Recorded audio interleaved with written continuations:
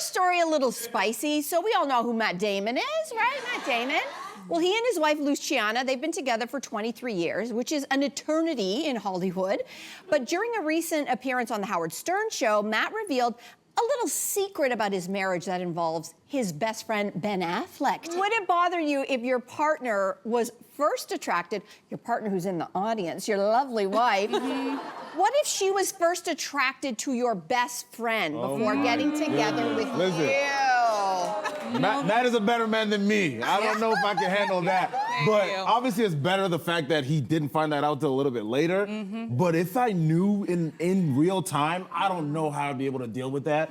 Be in the same circle together and knowing that what kind of thoughts are going through your head. You know exactly what's going through your head. Exactly, and I wouldn't be able to handle that. I'm not gonna lie to you, Mel. No. Okay. But even if it was like, you know, 25 years have gone by. I don't know, I'm making that up. It's been a long time since that movie, for example. So, like, even if it was people, not everyone ages the same way, right? So if it was somebody who was, you know, she was attracted to like 25 years ago, and then you can see that guy now, it would still bother you? It would still bother me a little Really? bit because I don't know, like, and then I'd wake up maybe in the middle of the night and I'd see you enjoying your dream a little too much. I'd be like, what are you dreaming about?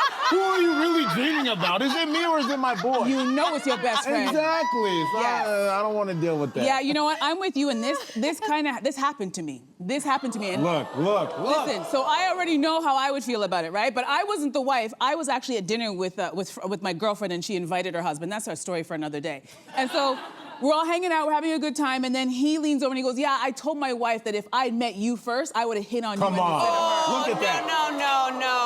I remember whipping my eyes to her, like looking for her to like flip the table, but I guess she's nose blind to his nonsense. So both of them were like, ha ha ha, and I was like, oh, this dinner is over. And for me, not only was it awkward, it was also so disrespectful. And I'm putting myself in her shoes because I'm like, well, now every time that we hang out, you're gonna watch every time we interact because if we laugh too hard or we getting along too well, and I'm not built for that. I'm with you, I don't want it. I really don't want it, and I think secretly, I would always be looking for my best friend to not be as good as me. I know that sounds terrible, but I'd be like, look at her, she's not as smart as I am. Her job's not as good as I am. You see her little outfit? Okay, you wanted that? Like, that would breed that kind of person in me. So I know I can't deal with it. I think there's a difference for me. I totally get that. Like, that would totally make sense. I think for me, there's a difference between just looks and like actually knowing the other people. So in this case, as we just heard, the wife and the best friend went to watch Good Will Hunting, as we all did. I don't think she ever thought in a million years, like, I'm gonna stumble upon Matt Damon and Ben Affleck. So, you know, so it was just purely on looks. So I have to say, I was the person where with a past boyfriend, like, okay, he's hot. A lot of his friends were hot. However, to me, I would be more threatened if there was more of a personality connection than just looks. A lot of his friends were hot, but then they would open their mouths and I was like, Yeah.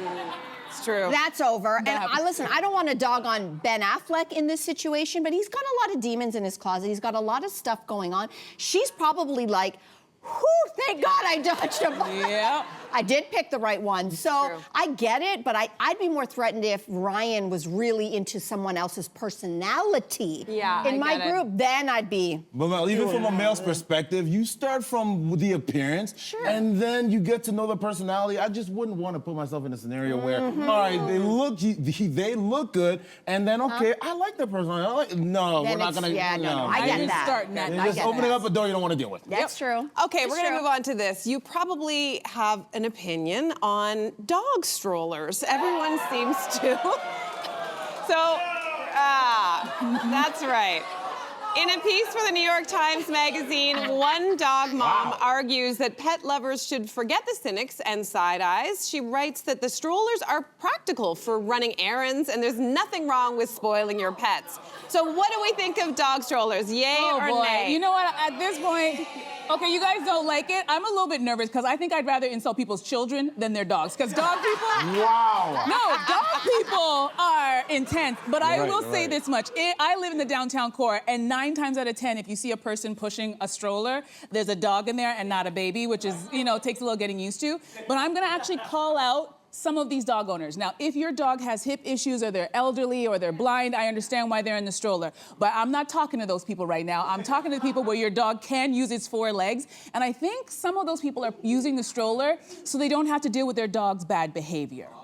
You know, the dog that yips at everybody, bites at other dogs, doesn't know how to walk on a leash. You know how it's very embarrassing when you're out there with a dog that you cannot control, or you're calling your dog's name and it's ignoring you. You know how you fix that? You throw it in the stroller, put up the hood and go, yeah, everything's fine with my cute little dog. So I think a lot of people are doing that so they don't have to deal with the real problem that their dog has. You know what? Listen, I'm gonna flip that. Like, what came first, the chicken or the egg? Yeah. The reason why your dog is misbehaving is because it's in a terrible stroller. So I'm gonna say this, as a lifelong dog owner, and I will say this, I've always had big dogs. Your dog would never fit in a stroller. No, Never. Good point. Not in a million years. She's a Doberman. It's not, it would look pretty funny. But to me, the reason why I love big dogs and why I love animals in general, because they are, first and foremost, sorry to newsflash you, they're animals. You know what a dog is supposed to do? It's supposed to get up, it's supposed to run, it's supposed to sniff, it's supposed to socialize. If you want your dog in a thing, what makes it different than having a cat? Well, like, if you really, really think about it. So to me, I think dogs were meant to run and to play and to sniff and to be dogs. And if you don't want that, I don't know why you have a dog. I'm not a dog guy. I don't have any pets either. Okay. But aren't you supposed to have the dogs to take them for a walk? Sure. But I mean, not all dogs are the same. Like, so maybe some dogs, like you want to go on a really long walk and you got like a little dog that can only go so far. And listen, I mean, like, there's something kind of joyful about it. Like somebody who's really leaning into their dog experience. Listen, I would much prefer someone put their dog in a stroller than have it run rampant, run off leash, and also pooping all over the streets. If this means that your dog's poo stays in the stroller, I'm all for it. That begs I'm so sick of stepping on it. But that begs the question. Okay, so that's a very good thing that you brought up. So if we all know that you take the dog outside so they can go to the bathroom, but if the dog is in the stroller, where is the dog going to the bathroom? They take them out. They go like this. But how do you know? How do you know when the dog needs to go? Well, you all know your dog. You know. Can I say? Yeah. Here's the dog. I just got a dog, but it's like I don't know exactly when she's gonna poop. Especially if I'm pushing a pram. I don't know. You will learn her. She will start to tell you. Let's take a step back too. If the dog has issues, whether it's barking all the time or running around all over the place, I feel like getting the stroller is kind of putting a Band-Aid on a larger issue. That's what I was just saying. And then we all know Michael Stroll, right? Michael Stroll? No, we don't. Because Michael Stroller was the guy who invented the strollers, and I don't think he invented it for that purpose at all. So I just don't think. that is meant for that. No, you're right. It's not why you did it. It's not why you did it. You're right. Oh my goodness. I think our show just made some enemies. I know. Sorry. I told you. Jay, if you're eating and feeding your pet, we're happy. Great, wonderful. Yeah. All right, so let's dive into our next hot topic. A reader wrote to the New York Times wanting to know what to do when older relatives hurt young ones with blunt advice. They say they were flabbergasted after hearing an uncle tell their nephew he talks too much and a grandparent tell their grandkid to lose weight. Ooh. So, Henoc, can blunt advice be good advice even if it's hurtful? Because you have 3 little girls at home. Do you want the grandparents talking to them that way? I'll say this, right? I think that I wouldn't want anybody and everybody kind of pouring to my daughters and saying anything, but I do realize that there are a lot of people that are older that have a lot of experiences. Yes, the delivery sometimes doesn't come out the way you would want. This is why you have parents out there to kind of massage it and kind of get the actual value out of the conversation. But I also do agree that, yes, that could be dangerous, but at the same time, you have to have the right circle and system around you that can massage it and take the value out of it that is necessary. And I also think it matters who. I think in this case, grandparents' context matters because you would imagine that you would understand their intent or motivation. If it's strangers gonna start talking to my kid like that, look out. Yeah, I don't know you. However, grandparents are a little different. And I will say there is, at least in my family, a cultural component to this. If you have a Filipino tita, she's gonna talk to you about 3 things, if she hasn't seen you in a while especially. Your skin, your weight, and your grades. Every single time. And here's the thing, I'm not even mad at it. We were all subject to this because it actually is not a criticism. It is coming with love. Okay, so the motivation matters. It is criticism, though. No, I'll tell you why. So the reason why it's not criticism, because the motivation matters, don't you think? I guess I was raised Italian, and I don't know how I escaped the criticism, because I know I had people in my family, extended relatives, who got the same, very similar themes, right? It was talking about someone's weight. Oftentimes, you couldn't be the right weight. You were either too big, but then eat more because you're getting skinny, you're disappearing, right? Yeah. So like that kind of things, talking about people, especially girls' bodies, I think the research shows time and time again that this is not a place that we should be critiquing. We should not be talking about people's bodies, even if it comes from supposedly a place of love. And so I will say this, I get that, right? Like, and we know better now. We've come a long way in understanding child psychology, especially with girls. I get it. I got all of those comments growing up, and I'm okay, and I'm gonna tell you why I'm okay. But lots of people are not okay. I get it, but some people are. Yeah. A lot of us are. So there's room to have both discussions. In my family, when the titas would say that to you, it's because they were coming from a place of being an immigrant. They came here for opportunity. So they came here and they said, we want to give you everything possible to succeed. So in their eyes, if you're coming home with a bad report card and all the titas started talking, they're like, we came here to give you opportunity. So we want you to do the very best that you can. So it's actually...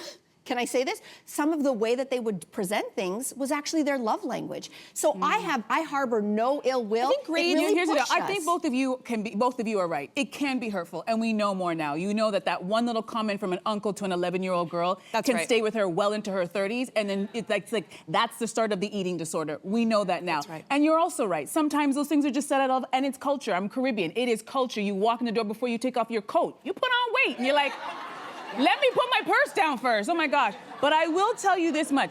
The idea of trying to change those people, forget it. The older relatives, you can talk to them all you want about this new age stuff. They're not budging. This is who they are. And I have accepted that. And I'll admit, I'm a little nose blind to those comments until somebody from the outside of our family comes in and I go, oh, they don't know about Auntie Laura now. Ooh, they're about to find out. They're about to find out. And it's not until then, but I'll tell you something else. I've been to other homes where the culture is different and they have a lot of silence. And it's not that they're not thinking the same thing, but they don't say anything. They're very passive aggressive. And I'll tell you, after having experiences in those families, I will take a blunt auntie any single day because at least I know exactly what you're thinking.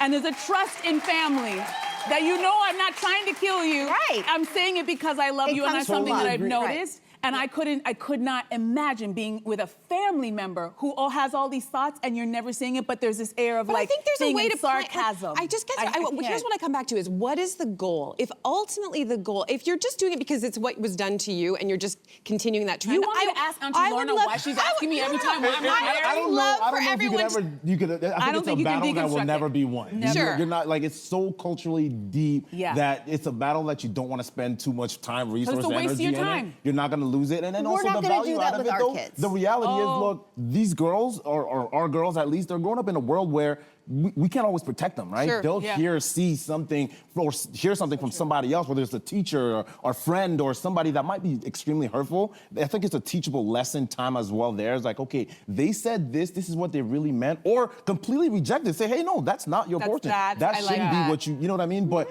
if there is value in it, then go ahead and kind of bring it to the front. But it's not a generational thing, because I do have some younger cousins who have taken the baton and they have a lot to say as soon as you walk in the door. I'll tell you this, Andrea. Talking to you, Charlotte, but I love you, girl. I had a lot of never played professional football uncles that kind of gave me advice on how to be a professional athlete. Of course. And even out in the media. Course. So, it happens all the time, but you learn to kind of sift through the advice, however blunt or even hurtful they might be. Okay.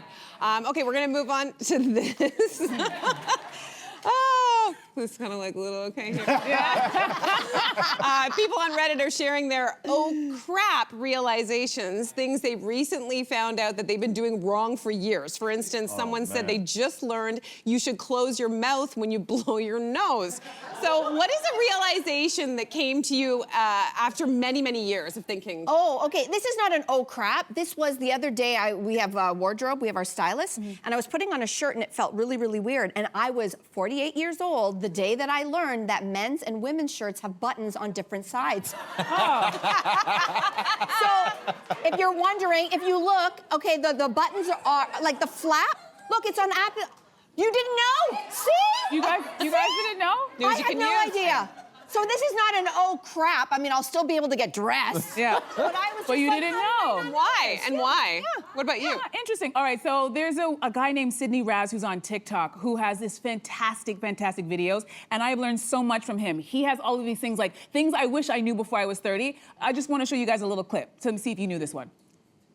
All right, so here it is. It's Alt-Shift-T for the time. Did you know that if you go on any Alt-Shift-T. computer, That's a hit good one. Alt-Shift-T, or for the date, Alt-Shift-D for the date, it automatically pops up? Look at that. That's exactly what I Learning on the said. social. Did not know that. Did not know that. Did not Mine. know that. News. Can I preface before I say my thing the fact that I am bilingual, right? My first language is French, and it was 2 weeks ago. We were having a conversation with my wife, and I said flyer for zippers.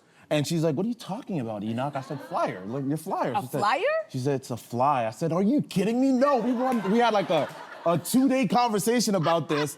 So hold on, Maybe are you your uncles were confirming? right. Maybe your uncles were right. Hold on, are you Maybe confirming it is a maybe fly? your uncles are right. Is That's it all a I'm fly or is saying. it a flyer? A fly. Flyer? It's a fly. It didn't make Flyer? sense. I said that I spoke French first. I said that, remember? Blame it on the French. Okay, Yes, okay. yes, yes. Okay. All right, everybody on break, check your flyers. Make sure they're up. That's actually really, really awesome. The Toronto Star is reporting that with stiff competition for spots in really sought-after programs, some Canadian universities are going just beyond looking at students' grades, and they're now also really deeply evaluating students on their community involvement, their life experiences, their goals, all those extracurriculars. So should extracurricular activities be considered as part of a university application? And if I can go one step further, how much weight should we put on those? Henoc? I think it's so important. It's very much necessary. I think that when you look at what extracurriculars, and I'm obviously with my sports background and having played for over a decade professional football, there's so much value that comes out of that beyond just the wins and the losses and trophies and all of that. And it allows you to be such more of a well-rounded individual.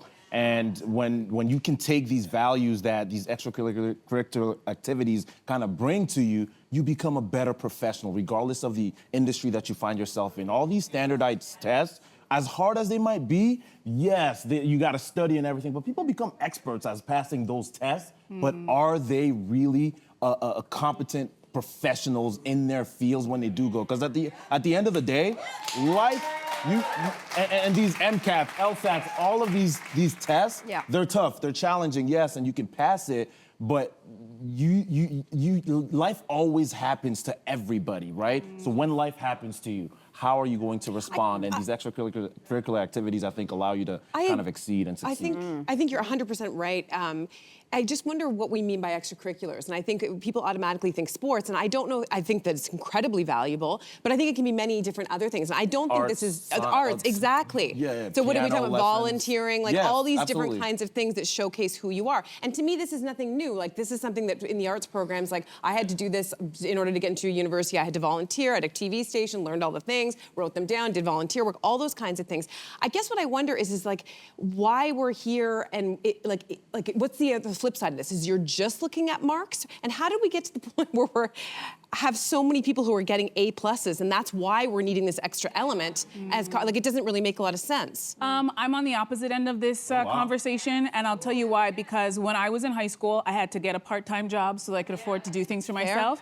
I also had to help take care of my younger sibling, and I didn't have time for extracurriculars. But I worked really hard and I was very ambitious and I wanted to get into university. And so listening to this conversation, if someone said, well, you wouldn't have gotten into the university that you went into because you didn't have all of these extracurriculars, you just had a part-time job, I would be like, excuse me? That's I fair. worked really hard and I deserve to be here. And also what we're not discussing with this, right, is that all of these extracurriculars, this is a socioeconomic issue as well, because a lot of these extracurriculars cost a lot of money.